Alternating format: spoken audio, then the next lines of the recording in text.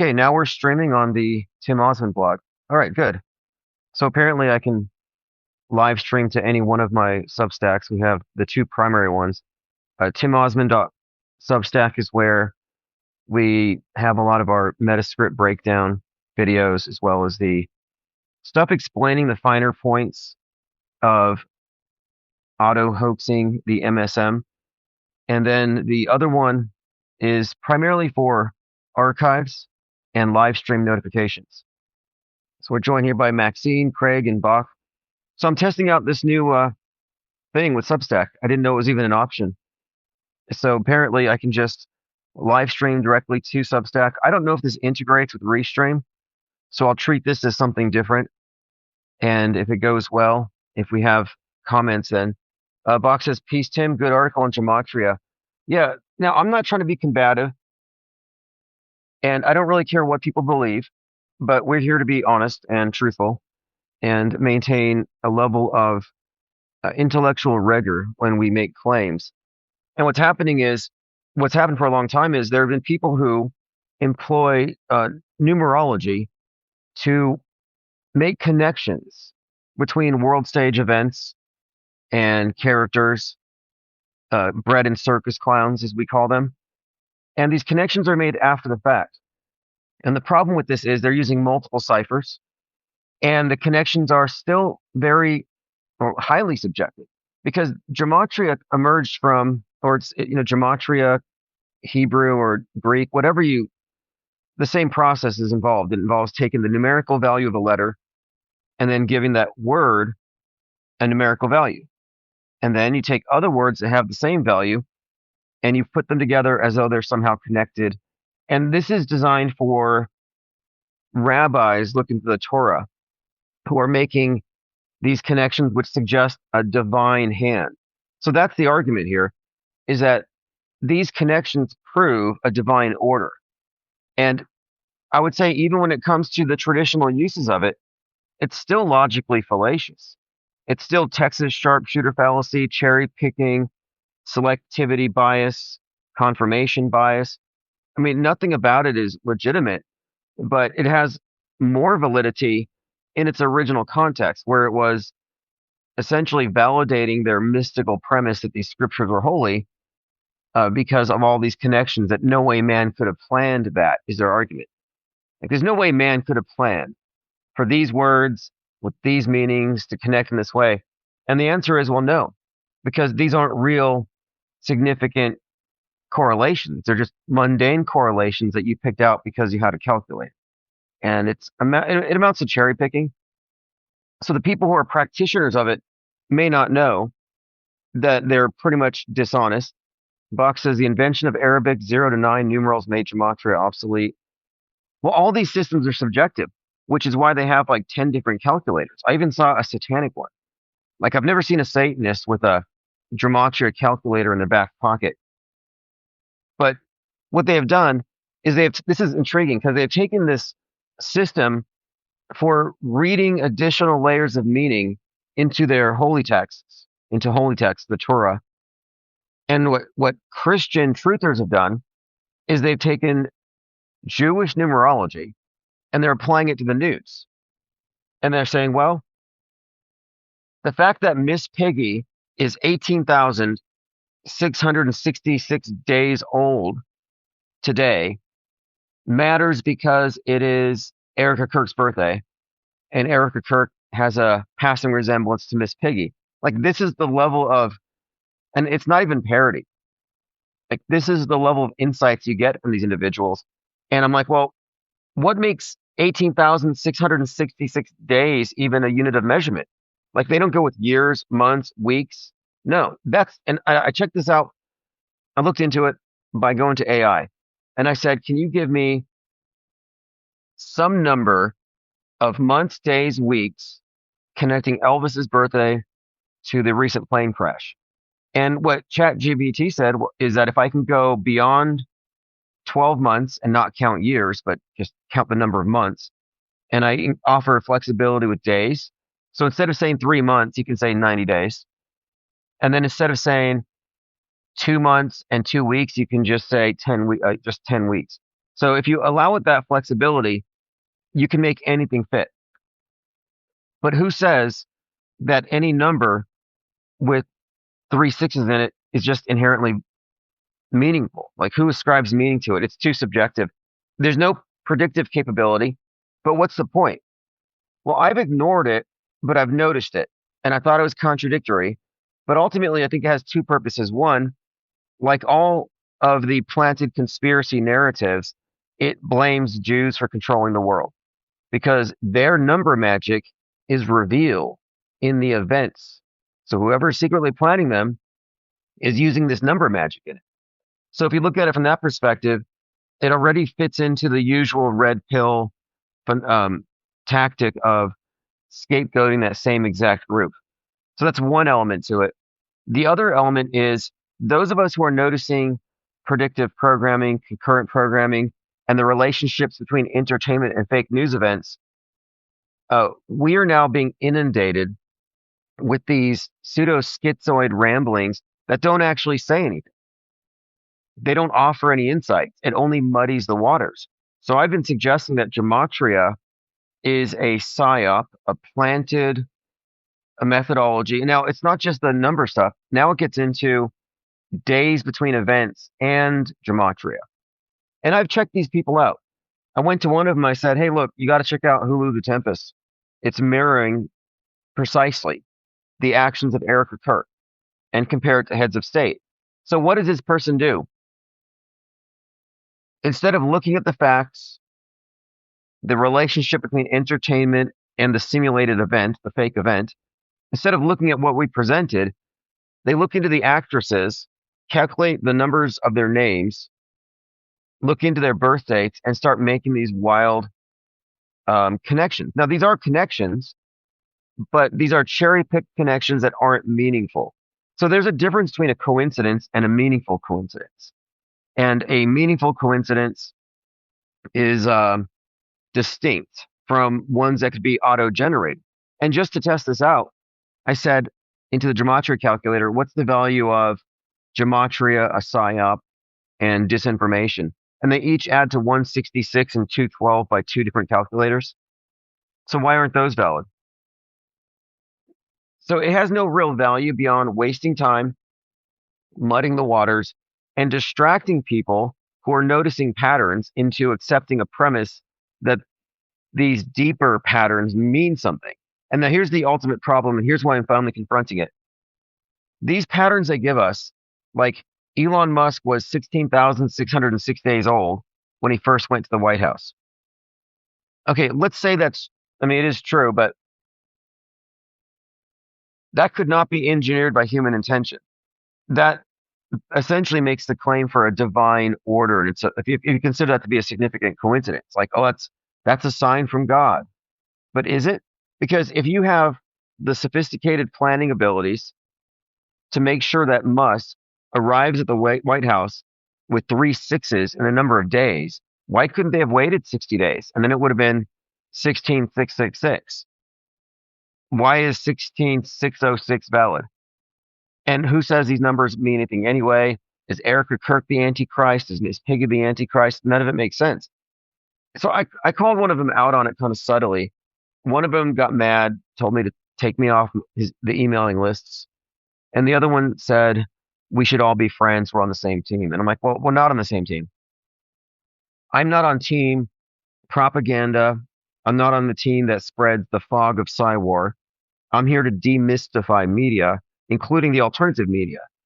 And these individuals are, I think on the same path as synchromystics and the Mandela affected. And we corrected those. There's a reason why nobody talks about the simulation as a cause for predictive programming anymore. And that's primarily us.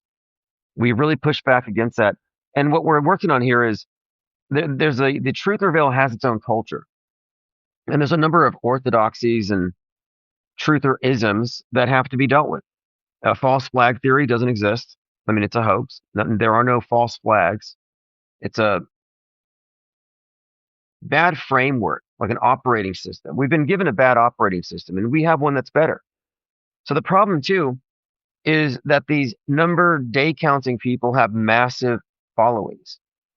Like I've been doing this for several years, and I'm not saying that it's not even that I'm competitive. I'm just noticing it's like we're the ones focused on an objective analysis of the available facts. We have a think tank. We have a number of people dedicated to this whole project, and we are marginalized. We don't exist on social media. Well, then you have these guys who flood the zone with this gematria nonsense, and they have tens of thousands of followers. It's like, why are we being drowned out by this nonsense? Well, it's because it's never been challenged.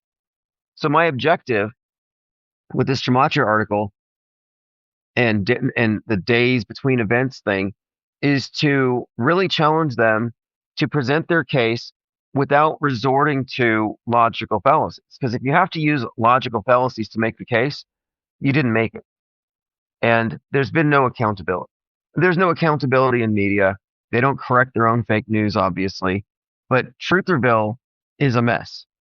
And so my intention here it's twofold. One, we want to confront alt media with off-world stage skeptical standards. That's one. But two, by confronting these big channels, there's a chance when they react that their subscribers will consider what we have to say. And in doing so, we may bring people who have been into the mystical wing of media deconstruction and bring them into what we're doing, which is an objectivist based skeptical takedown of mass media myths. But we need to increase the number of people who are taking the off world stage perspective. And again, and this is the main thing, the connections they make are so impossible that it rules out man as cause. So now who's behind these coincidences? Who's behind these patterns? Well, it leads one of two options: higher powers or some kind of advanced Jewish number magic. I mean, I don't know how to explain it. How do they explain it? How do they explain Erica Kirk's birthday of eight? And I don't even want to go here, really. I mean, 18,606 days is not a thing. 16,606 days is not a thing. And I see so many variations of it, but this is a tactic. And I see something very similar with the Stanley Kubrick people. There's a group, they call themselves Kubrickologists, and they show how everything in the news somehow connects the number 237, whether it's 20307 or 732. They use the same formula. And in this case, it's mystification because Stanley Kubrick is one of the great metascriptors. His fingerprints are all over the 20th century, from like the JFK assassination forward. I mean, you even see his handiwork evident in 2020. But he's one of many directors whose work has been co-opted by government-controlled entertainment for the purposes of preconditioning audiences for various historical events that will be performed on the world stage in the future. Because that's the bottom line. You set aside this mysticism and the confusion and the people who don't know what's going on, the people who listen to Candace Owens. You set all that aside. What we're really seeing here, and this is the big conspiracy that Trutherville has missed. The conspiracy theorists have not figured this out. The real conspiracy, and this is global, is that, okay, so we can agree that globally we have the same essential, we have different worldviews, but overall, we all agree on recent history. So whatever you think about the past centuries, millennia, we can all agree on recent history from, let's just say, the 60s to now, as reported by mainstream sources. And this is a self-reinforcing system, and all the textbooks are going to reinforce the mainstream view. Artificial intelligence is going to also go along with the program.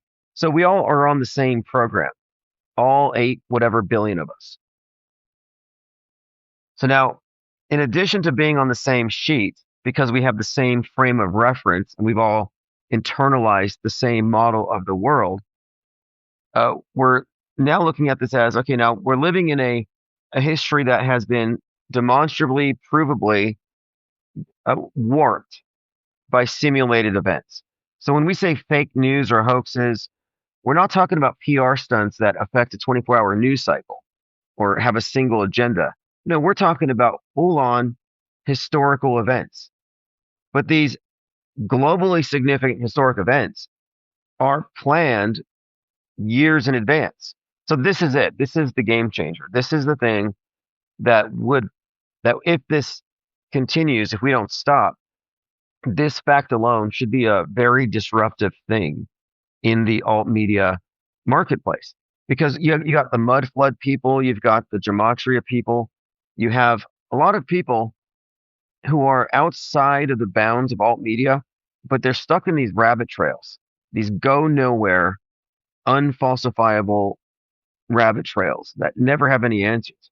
And I think at this point, we can move past that and focus on what's really important. The fact that that as we can discern, the major events that steer world history are not only fabricated and scripted, but they're planned so far in advance that it has some very significant implications for, well, for one, for politics and how engaged you want to be.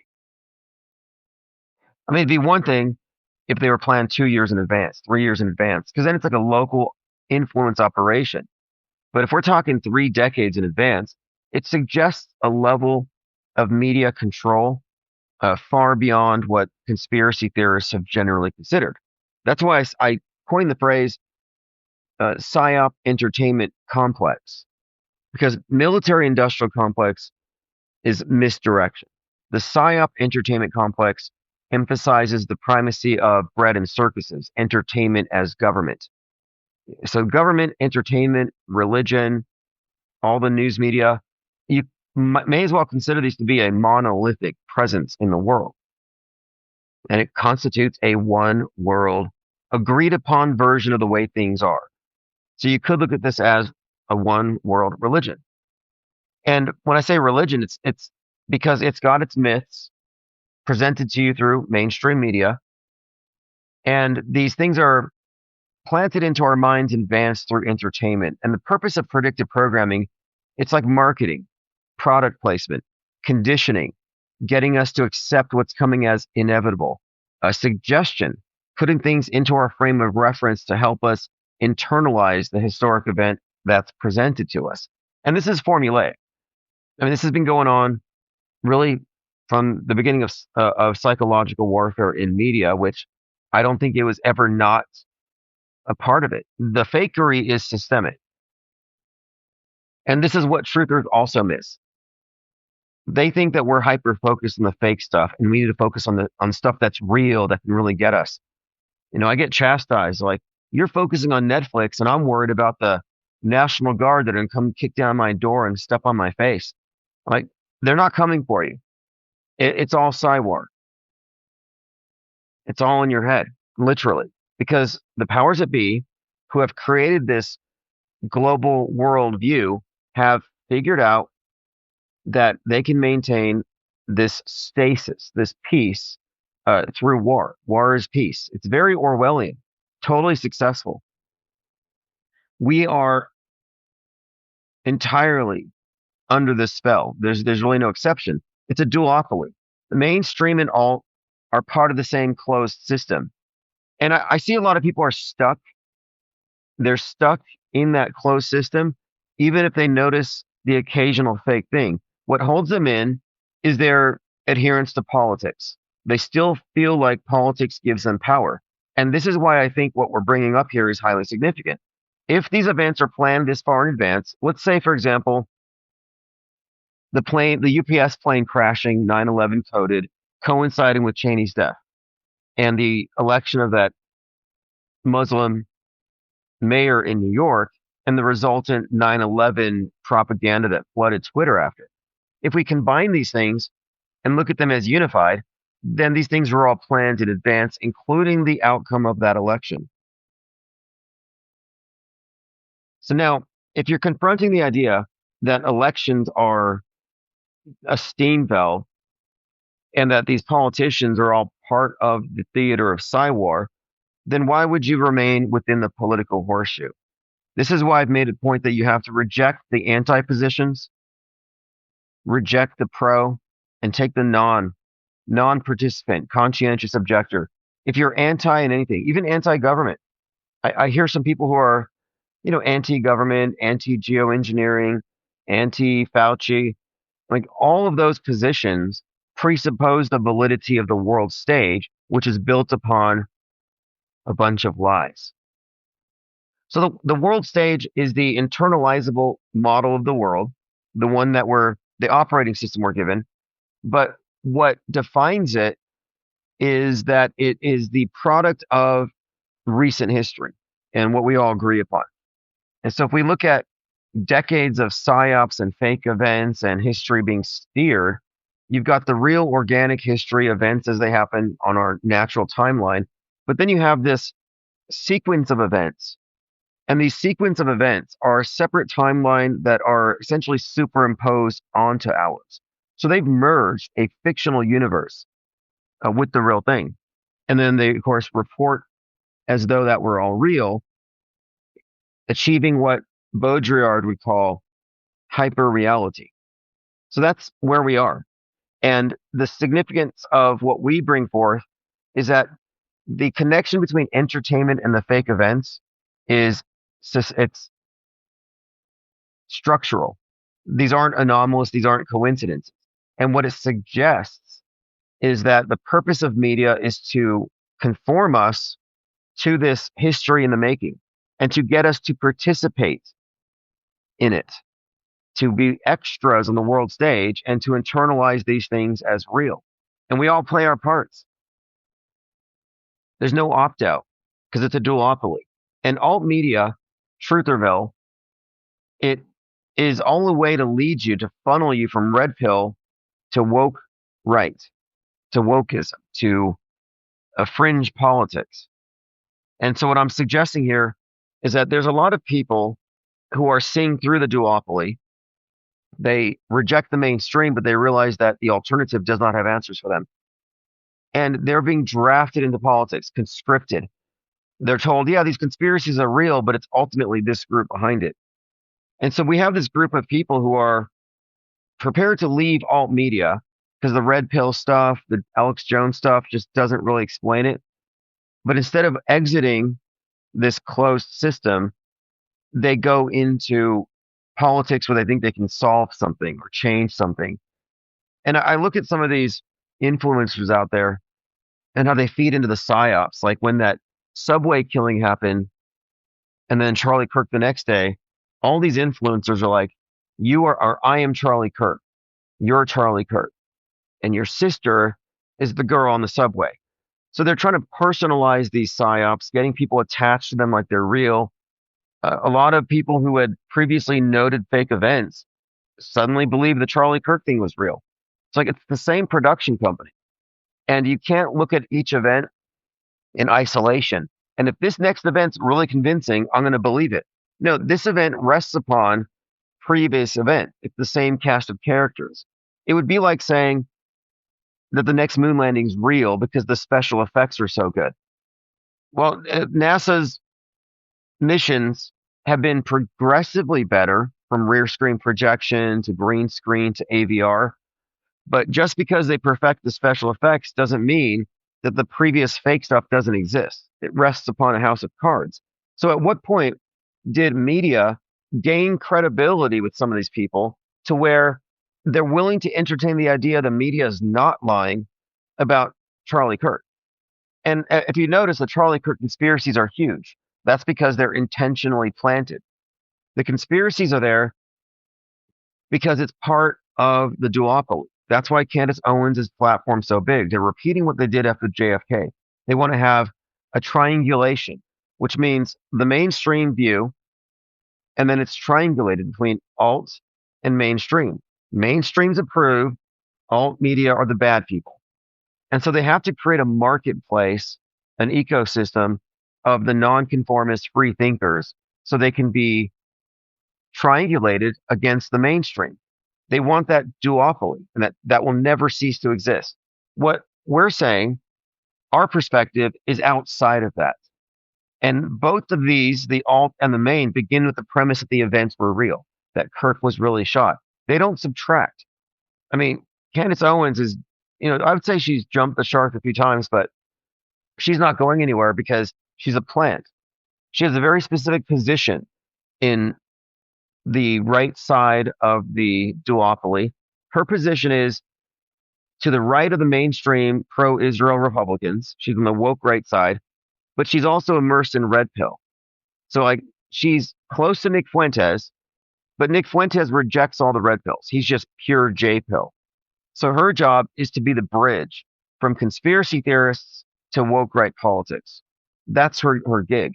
She will essentially pander. She'll talk about the moon landing. She'll get flat earth adjacent. She'll get a lot of these conspiracy theorists, people who are deep in the weeds, media skeptics. She'll bring them into the fold and keep them, and if you trust her, then you think she's not lying and you don't know that she's fully aware that Charlie Kirk's not dead.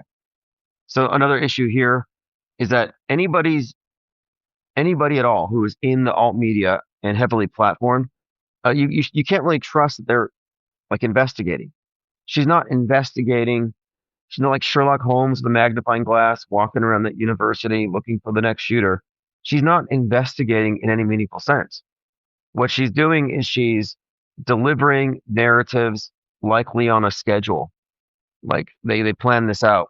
Like this week you're going to blame Erica Kirk. Next week you're going to blame Egypt. Next week you're going to blame, and this is going on to pretty much for the most part reinforce the idea that Kirk's dead and we're just trying to figure out who did it. And then today it turns out that they can't find the CCTV footage from the sheriff's office when Tyler turned himself in. So all of the stories coming out are meant to feed the idea that there's a conspiracy theory. I mean, even my normie friends think that Charlie Kirk was killed by Trump. So even the normies entertain the conspiracy. But you'll notice that any conspiracy that gets any sort of attention on either side begins with the premise that what we saw on TV was real. So they televise a lie, a visual lie, and then everything else builds on that. So that is always given a pass. The term we use is auto belief. They automatically believe what's on the screen and bounce off that. And what we're doing is we're saying, no, what is on the screen could easily be fabricated or simulated. And this was the case long before generative AI. Media fakery is not a new thing whatsoever. The squib technology is decades old. In fact, I was looking at these mass casualty supply companies online where you can buy wearable sleeves. So it's like an extra layer of skin on your arm. So it looks like your arm's normal, but then it has a blood pack and it squirts blood. Very gory for the purposes of training EMTs.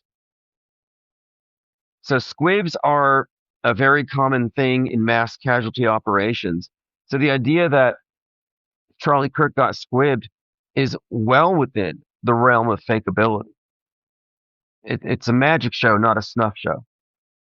And one of the criticism of the day counters and the gematria calculators and these media mystics is that since their essential premise is that we're looking at magic and a satanic or these are rituals, they assume people died. Like, this is a litmus test. If you think Charlie Kirk died, then my question would be, what's your evidence? Because our non-belief is based upon additional information, hoax indicators, pattern recognition. It's consistent. It's a template. We have so many reasons. I mean, even the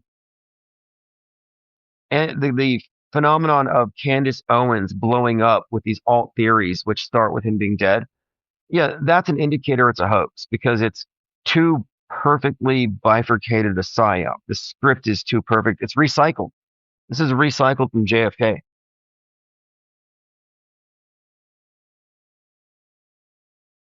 It's pretty much the new JFK. That's the significance of it. It's not going away because what they want to create here, I'm saying, is that they're kind of giving a boost to the conspiracists, and they want to make sure that the conspiracy theorists are branded as cold, to the victims as crazy.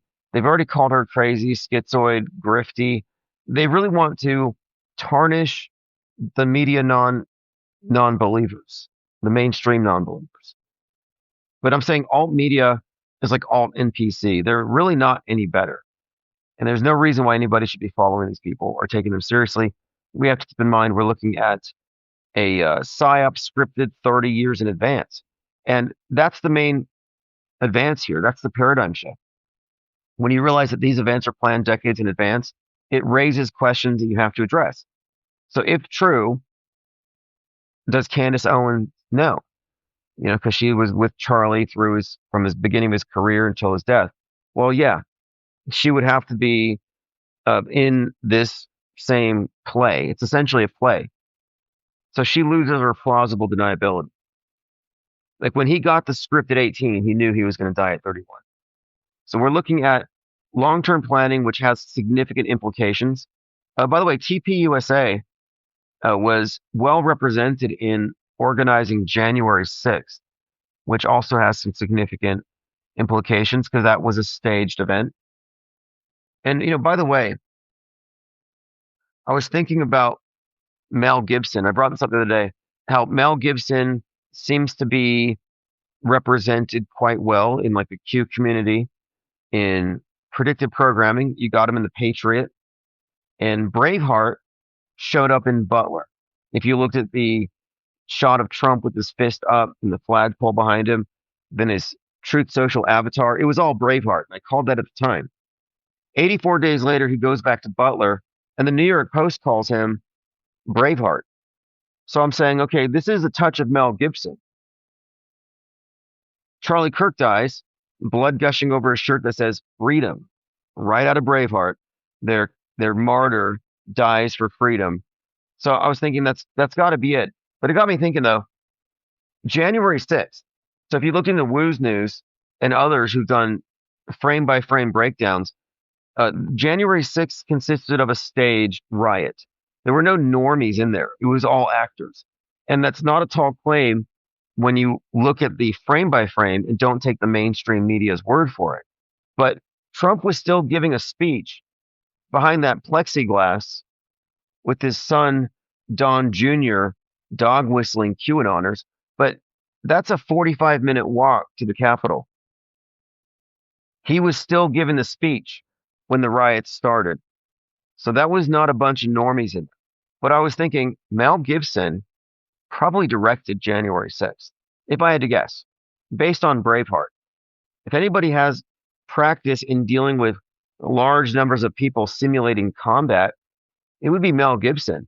And you're looking at these patriots with their big flags, waving the flags, fighting the cops, very kayfabe. Ashley Babbitt's not dead. You think Trump doesn't know this? So when you ask the questions, if true, then what? Like if Kirk's alive, well, then Erica Kirk knows. Then Trump would have to know. J.D. Vance would have to know.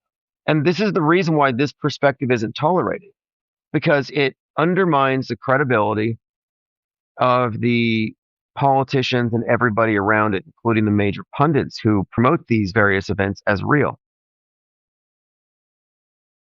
Because if you're a popular influencer in alternative media and you're running with the claim that Tyler Robinson killed Kirk or Netanyahu killed Kirk, either way, you're either a dupe, a complete fool who doesn't know real from fake and who believes what they see on TV. So you're credulous and non-skeptical. So you're either that or you're in on it. There's no middle ground.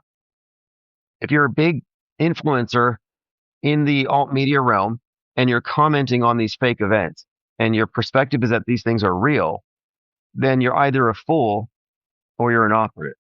And we shouldn't be following operatives and we shouldn't be following fools. So who does that leave? Well, that's why we have to quarantine. That's why we have created this third branch of media.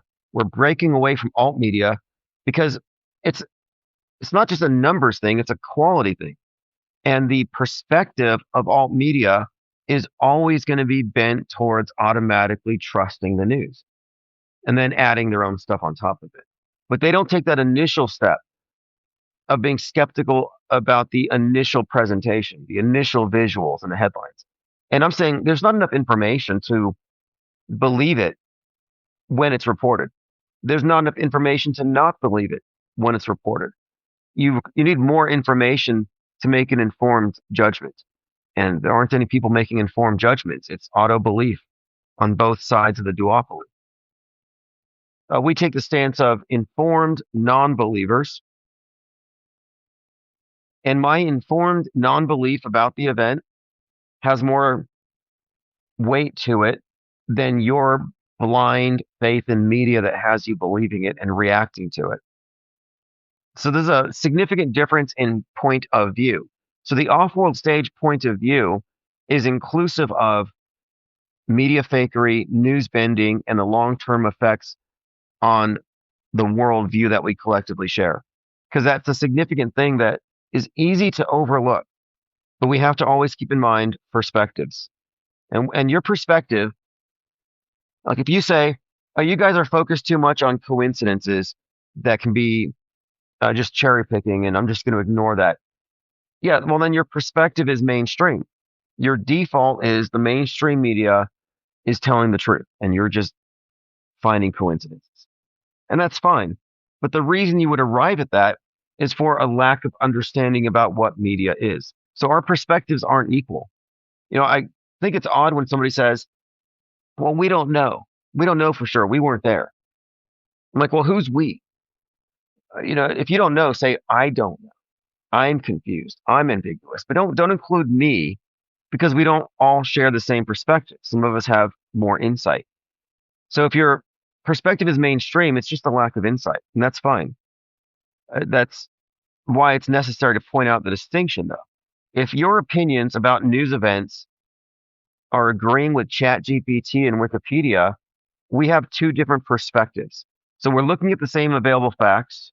You're not looking at as many, but we're arriving at different conclusions. But the reason we arrive at different conclusions is because we are starting off with a different set of presuppositions.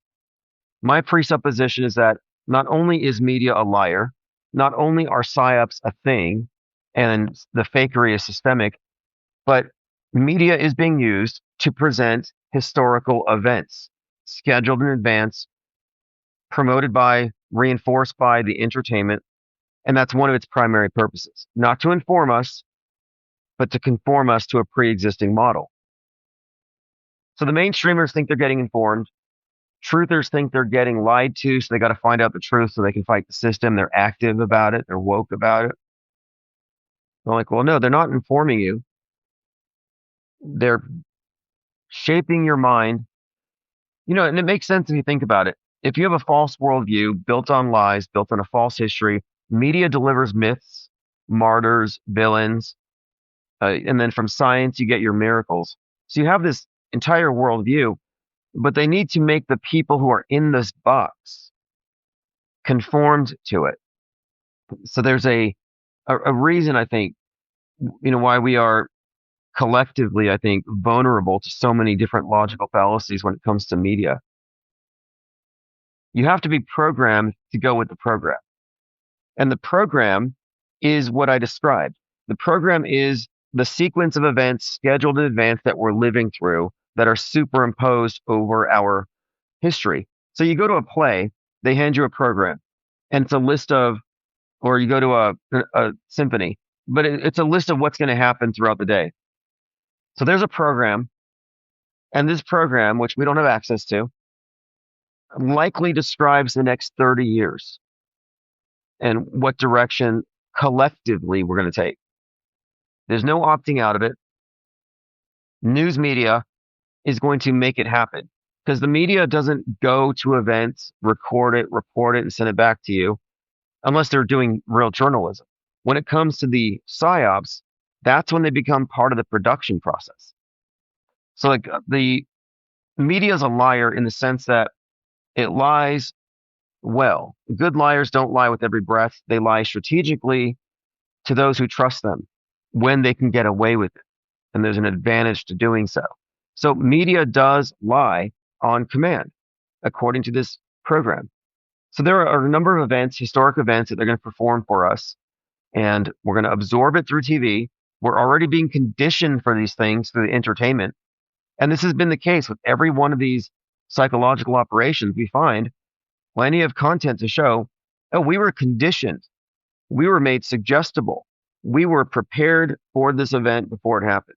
We had already internalized it. It makes it very easy to believe something if you've been mentally rehearsing it, if it looks inevitable when it occurs. So this program exists, and we're looking at it in retrospect. So we're looking at the Charlie Kirk stuff, the predictive programming. We're looking at Donald Trump as a historic personage put on the world stage, and all the movies that predicted Trump in his current form.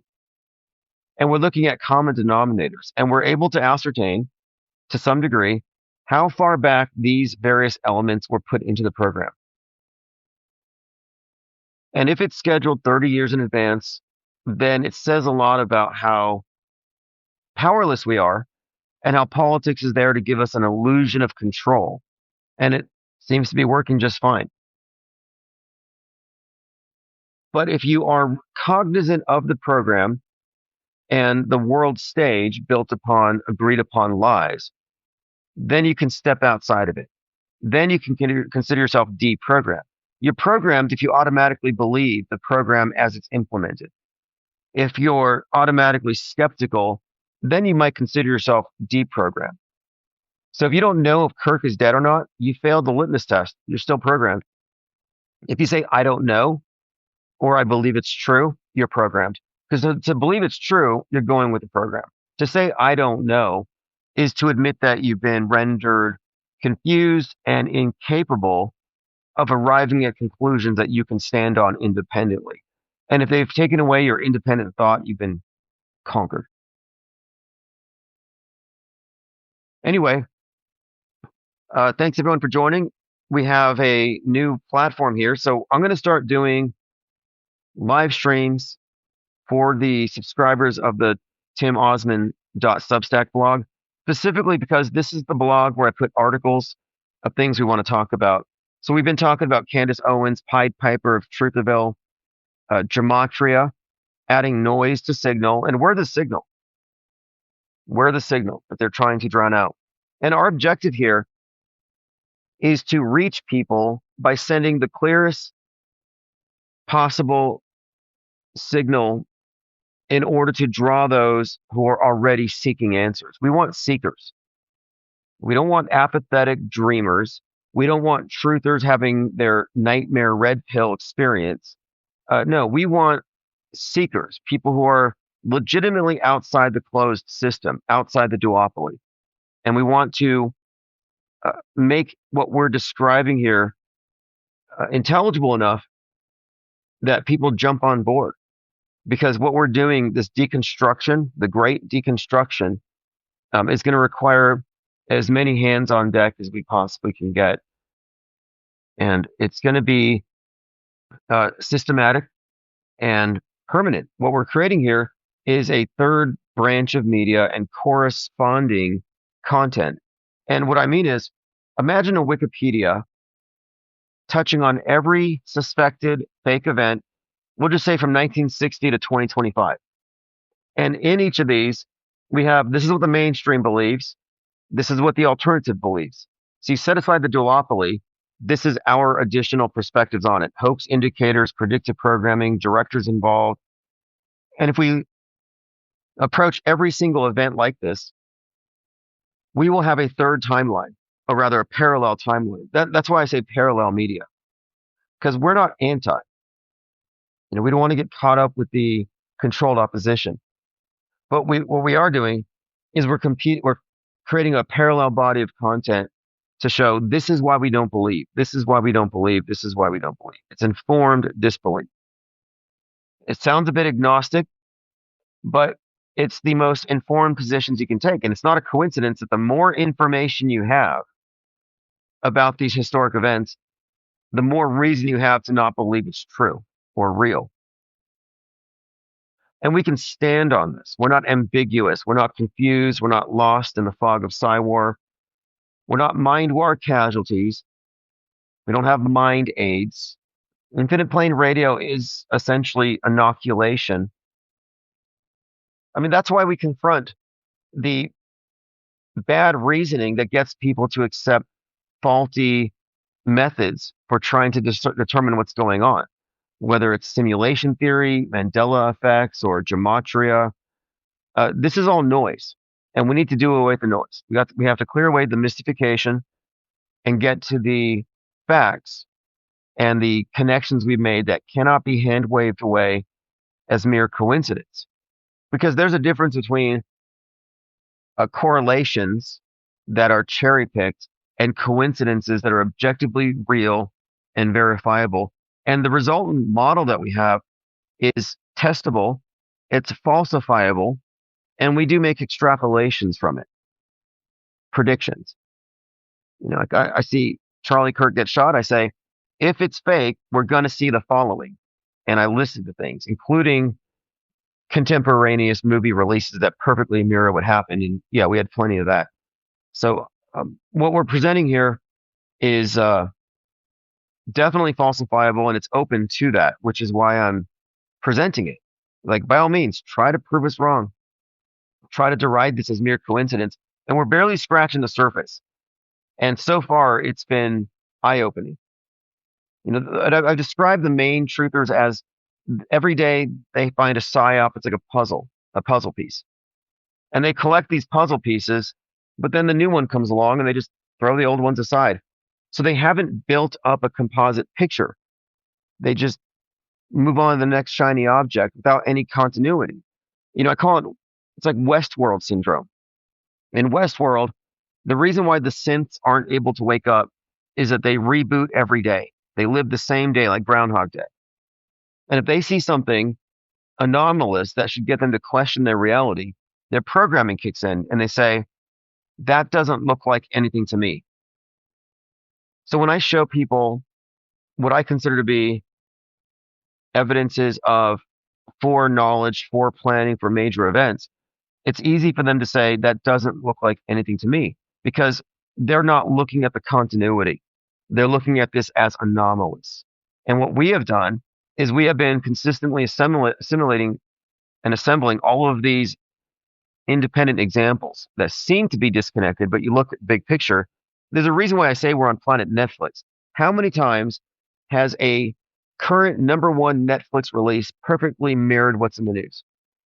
I mean, recently we were talking about the No Kings protests and the crown jewels are stolen from the Louvre, and the Netflix show Lupin, Marie Antoinette's necklace is stolen.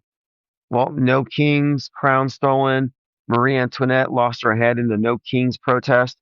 So you have this combination of protest events, Netflix, and a supposedly real event all hitting at the same time. Well, this was noted by Inside Edition and many other papers as an eerie coincidence, ironic coincidence. And I'm saying, well, they look like coincidences if you look at them in isolation. Like, oh, that doesn't look like anything to me.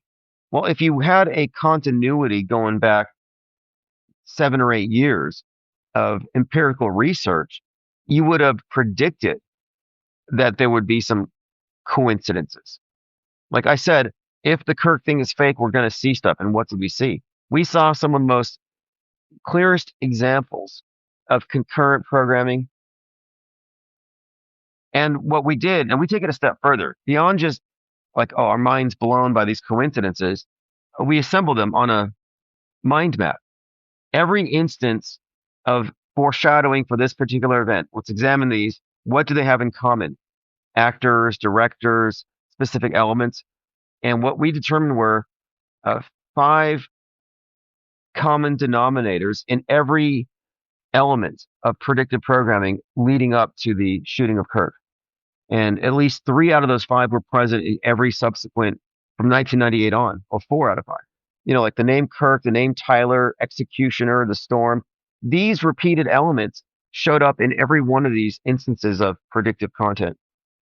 So then let's look at all of the movie characters who represented Donald Trump.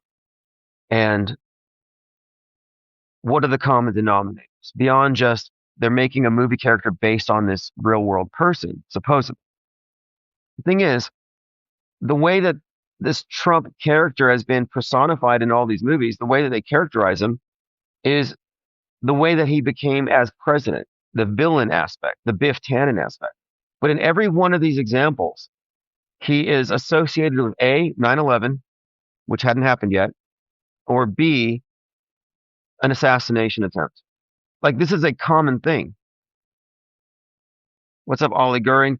Oh, we're just live on Substack. So this is the first time, and this is only going out to the subscribers of the Tim Ozman blog.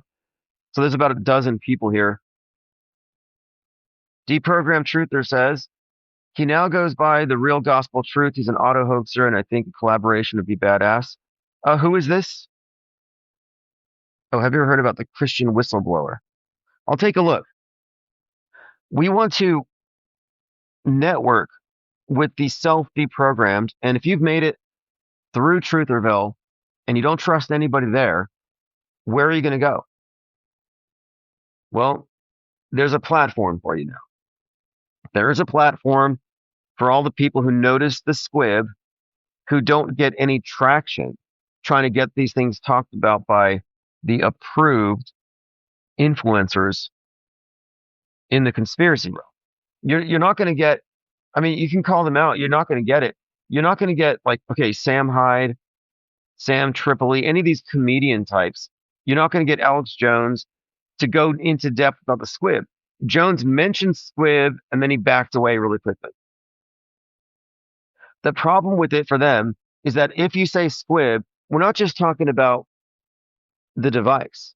We're saying if this is true, then there's quite a lot that we could extrapolate from that, including people involved and, of course, the involvement of all the various interlocking agencies that would necessarily be involved.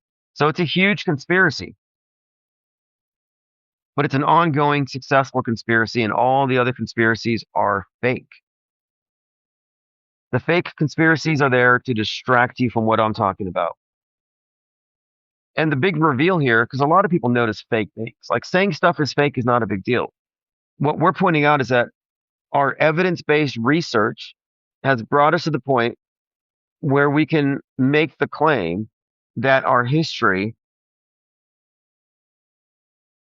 is performed in front of us, but that it's scripted decades in advance. And with this level of control, it's essentially a soft totalitarianism. We're living in a movie, a dream world, an alternate reality game. We're extras on the world stage, but we have no power.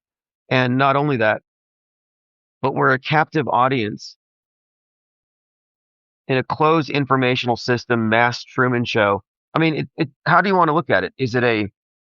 Are we in some kind of a sci-fi horror scenario? A benevolent dictatorship? Whatever it is, it's worse than the conspiracy theorists think in terms of what it says about the power of this hidden elite. Because this would suggest total power. I mean, it means that we've already been conquered. The New World Order is already here. We have a one world religion. And for all intents and purposes, there's only one government. And nobody wants to hear that. But it's the truth. No, I'm not at the moon base yet. In fact, I just talked to them, and the moon base is a little out of my price range right now. They rented out all the cheaper units, but the same company has offices throughout Albuquerque. So I'm going to look at one by the university. Just want to make sure it's not surrounded by, there's a lot of fentanyl types. And then I also want to see this other location that I think might be a little bit better. It's like in the middle of the city. But I'm looking at getting into a place at the beginning of December, if not sooner. I'm not in a huge rush. I'm kind of on vacation. I've been on vacation for 30 days now. And I see no reason why I should pull the plug on it if I can extend it. And I think I might be able to extend it. By the way, in 2017, we were raising money for Mad Mike Hughes to send a rocket a couple thousand feet up, a steam-powered rocket, And he took our billboard idea and put it on the rocket. So it's like, hey, you want to get attention on your meme? Do this. And it worked. I mean, we were in the New Yorker after we had successfully got this guy to launch himself in the Mojave. But at the time, I was raising money by painting these penguins and giving them to anyone who donated above a certain amount. And I was in storage today, and I actually found one of them. So this was painted a little while ago. I did 50 of these, and I used these to help raise what was it was close to 10,000. It was actually more like 8,800. And then to get the last 1,200, I painted a bunch of penguins. Anyway, if you want that, DM me or email me, and I will send it to you for the price of postage. I'm going to the post office tomorrow. I have a ton of art to ship. Anyway, thanks for joining. We're going to do more of these. This was a test. I don't see any buffering. And I think this will probably show up as a video post with transcripts. So we'll see. But I've been trying to create more and more content with my time. And YouTube glitches out. YouTube's crazy. So this might be a good thing to do on the side, especially when we're specifically talking about the articles that I'm posting. And that's one of the things I want to do here. Yeah, smooth video, smooth audio, says Nathan. Yeah, exactly. Substack has really been improving their whole system. And it doesn't have as many video streamers as anything else. So it's not overloaded. I think it's going to do well. I might even do this to send notifications when we're going to go live, like live on YouTube and everything else. Anyway, thanks for joining. We will continue this conversation later. I'll be in Discord.